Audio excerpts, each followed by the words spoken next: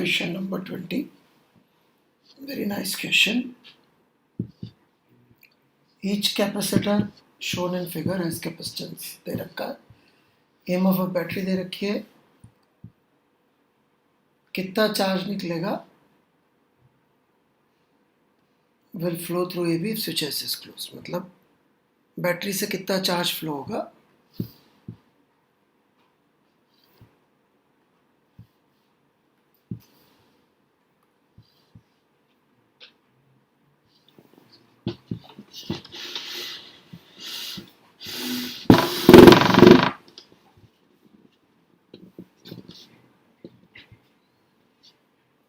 तो ये switch off on करने के बाद कितना फ्लो हो जाएगा.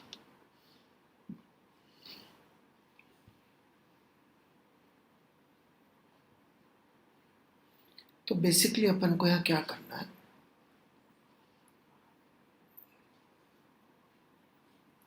सर्किट बनाना है. पहले जब स्विच एस ओपन है ये वाली स्थिति में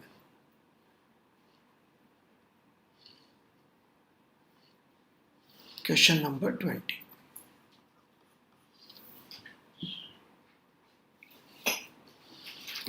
और दूसरा तब बनाना जब ये अपन ने इसको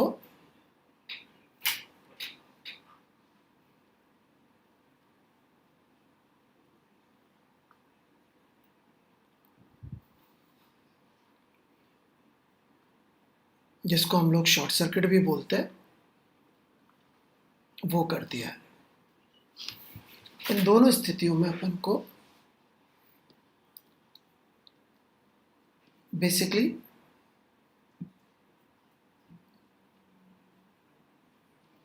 इस ए बी के थ्रू कितना चार्ज किया निकालने के लिए हमें क्या करना चाहिए.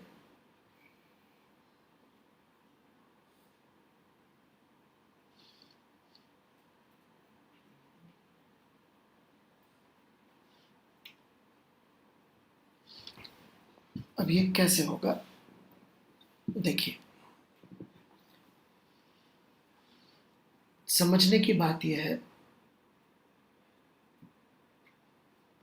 कि यदि इस डायग्राम में हम बोले कि यहाँ पर Q1 प्लस माइनस चार्ज है. सॉल्व करेंगे तो बहुत इजीली प्रूव हो जाएगा. यहाँ पे 2Q1 है प्लस माइनस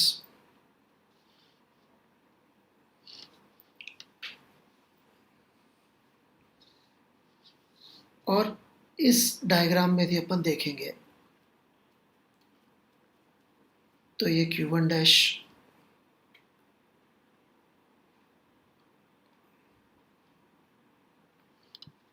तो ये प्लस माइनस ऐसा हो चुका होगा. तो एसेंशियली यहाँ पर जो चार्ज चेंज हुआ है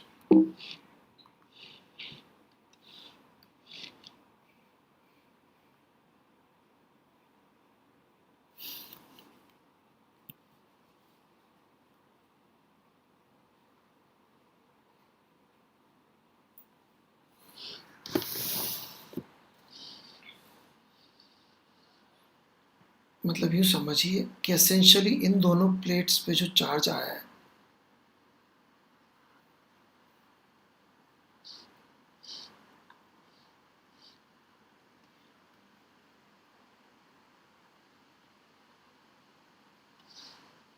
एसेंशियली यहाँ से चार्ज फ्लो कर गया होगा और उसने चेंज किया होगा. तो मैं ये कह सकता हूँ कि भाई हुआ ये होगा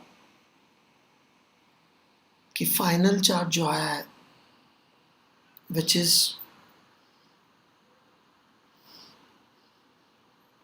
final charge 2Q1 dash in दोनों प्लेट्स पे जो कि एसेंशियली कहाँ से आया है. ओरिजिनली 2Q1 तो था ही सही प्लस डेल्टा क्यू चार्ज जो फ्लो कर गया. ये डेल्टा क्यू हमें निकालना है. थोड़ा समझिए. ये दोनों प्लेट्स पे जो चार्ज फाइनली आया 2Q1 डैश वो यहाँ से जो डेल्टा क्यू फ्लो कर गया होगा और 2Q1 में जो ऐड हुआ होगा उसकी वजह से आया होगा। तो बेसिकली हमें करना क्या है, हमें निकालना है Q1 dash minus Q1 into 2।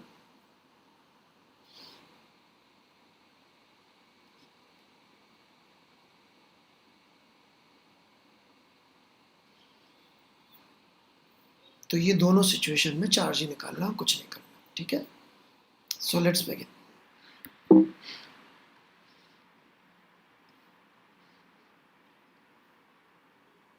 बहुत इजीली एक्चुअली ये वाला सवाल सीरीज पैरेलल से सॉल्व हो सकता है, ऑलराइट। क्योंकि नेट चार्ज यहाँ से जो गया होगा इसका यदि हम सॉल्व करें इक्विवेलेंट,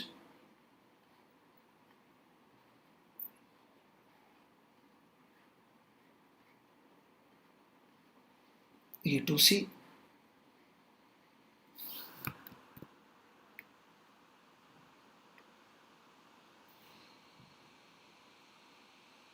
ये पैरेलल और एक ये C और ये सीरीज में हो गए तो इसका इक्विवेलेंट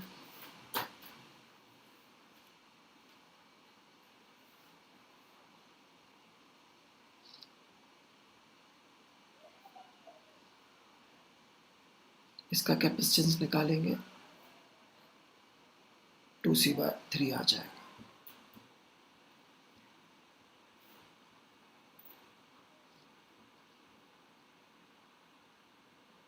और कितना चार्ज आएगा इस सिचुएशन में, चार्ज आ जाएगा 2C/3 जो यहाँ से गया था ओरिजिनली। डेल्टा क्यू की बात नहीं कर रहा, वो चार्ज जो कि फाइनली इसमें आया।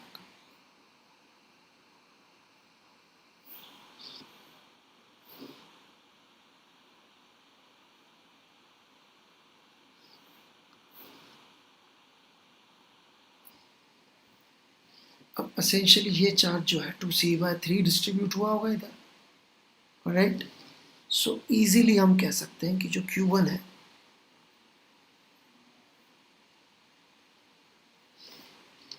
क्योंकि यहाँ से भी 2C/3 चार्ज गया था, right.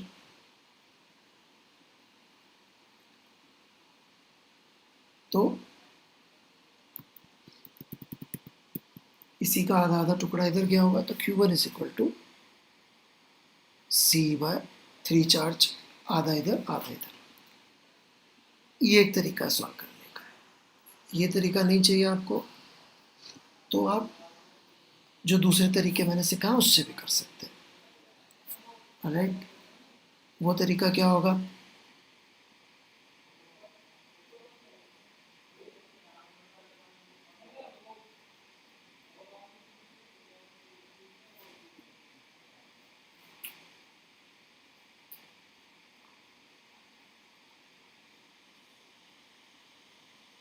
this is what we have.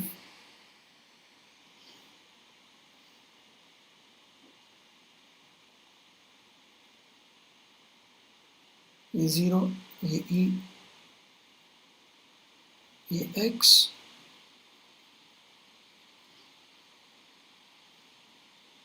इससे भी आप सॉल्व कर सकते हैं।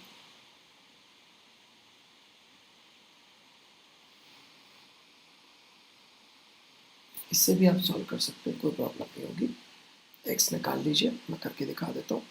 ये रिजल्ट निकाल रहा हूँ दूसरे तरीके से।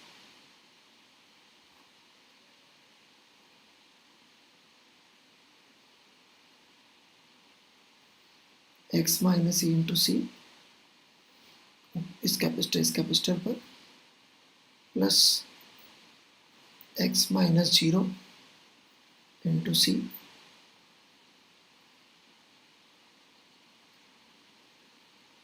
X की वैल्यू निकाल लीजिए 2C/3। यदि X 2C/3 है 2E/3,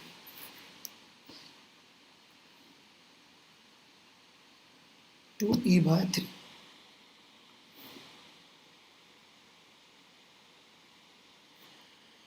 तो आप देख सकते हैं बहुत इजीली E और 2E/3 के बीच में पोटेंशियल डिफरेंस E/3, तो CE/3। खैर, अब हम इधर बात करते हैं।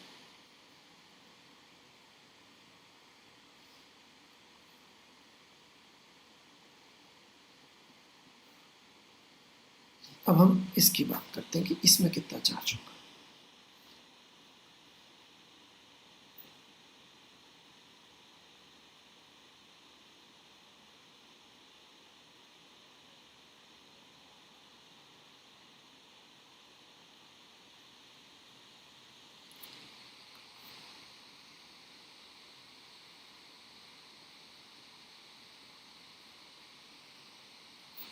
अब यदि हम इस केस की बात करें,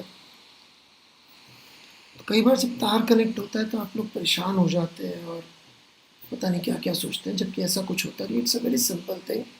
लॉस फॉलो करने, दिमाग अपना लगाने से फ़ायदा नहीं। किरचॉफ का दिमाग लगाइए, जो बेसिक सीखा वो सीखिए। इधर जीरो, तार इधर से निकल रहा था, यहाँ पे भी जीरो, तो इसमें सोचने की बात ही नहीं। इसके कैपेसिटेंस के अक्रॉस पोटेंशियल डिफरेंस कितना हो गया? जीरो हो गया। जीरो हो गया तो यहाँ पे कोई चार्ज नहीं होगा। यहाँ का ई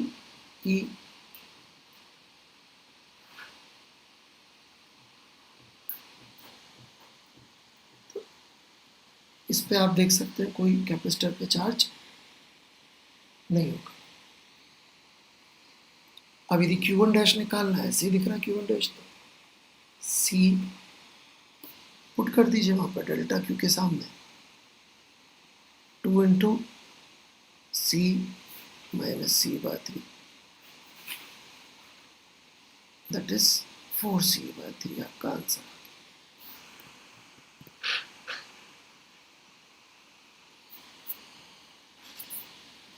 तो ये घबराना नहीं है, कभी ऐसे कनेक्ट कर दे तो पता नहीं क्या क्या रट्टे मारते रहते।